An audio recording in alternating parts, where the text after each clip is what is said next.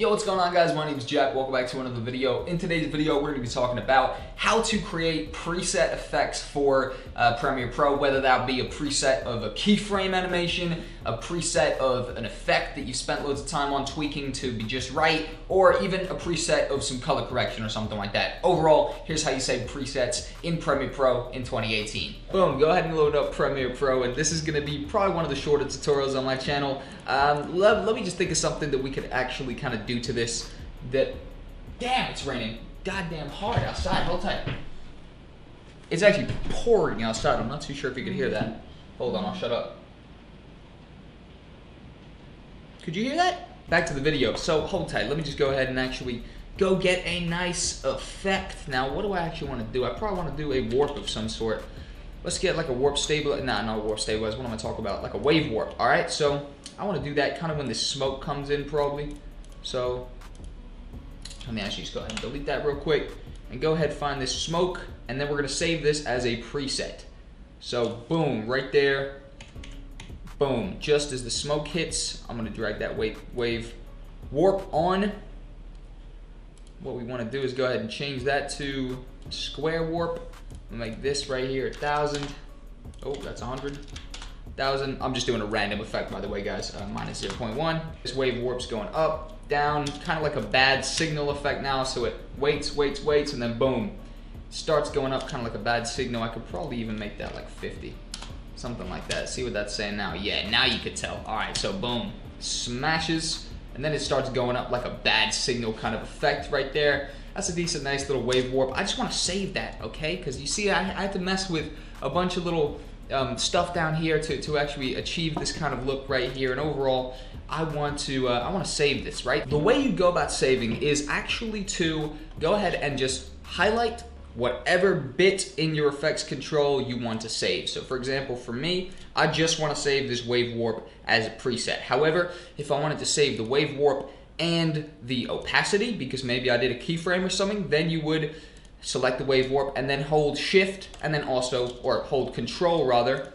and also click opacity. Okay, so that would obviously highlight that as well. But for me, I just want to highlight this, and I'm just going to go ahead and simply right click and save preset. Yep, and I'm going to call this new wavy warp.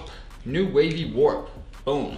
And you're actually going to want to go ahead and just set OK. Boom. And simple as that. If we go ahead and take off the warp, go ahead and filter the presets, we have our brand new preset that is saved right there under new wavy warp. So now if we go ahead and delete this wave warp from this clip right here, we can just drag in this new wavy warp, and if we give this a play, I don't think that dragged in. Hold tight. Boom, drag that on. And now if we give this a play, boom, it has the wave warp preset already on it.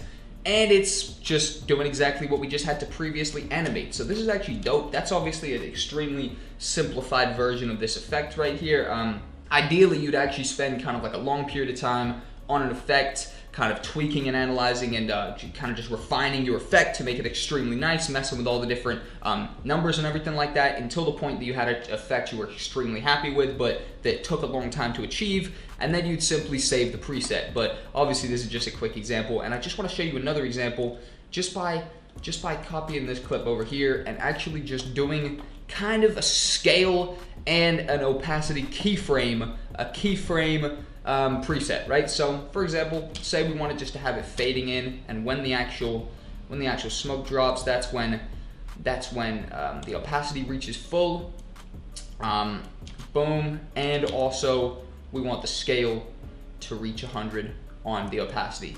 If not, it's at 120. So boom, if we give this a play, it's zooming out and then drops down like that. Or even we could make this 150, screw it, just to make it a little bit more animated. Boom. And quite a simple setup there. Obviously it's just two sets of keyframes pretty much, but to actually save this, we would click opacity and also click motion, or click opacity, also click motion, right click them, save the preset as preset keyframe. Boom, go ahead and save that. And if we were to delete this clip, go ahead and duplicate it again, drag that out, and if we were simply to drag the preset keyframe, boom, and we give it a play, boom, just like that, those keyframes are saved right there. So that is actually the end of the video, guys. If you enjoyed and this helped you out, like, comment, subscribe, all that stuff down below.